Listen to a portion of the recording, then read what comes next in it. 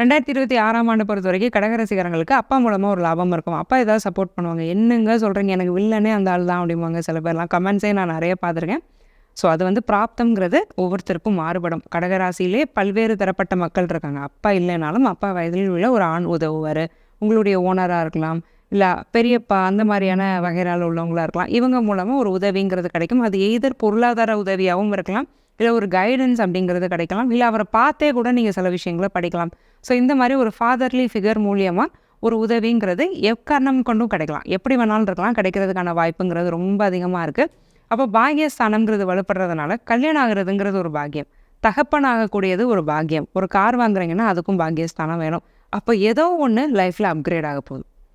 ஒரு பேச்சுலரா இருக்கேன்னா married man ஆக போறேன். மேரிட் மேனா இருக்க போறேன்னா ஃபாதர் ஆக போறேன்.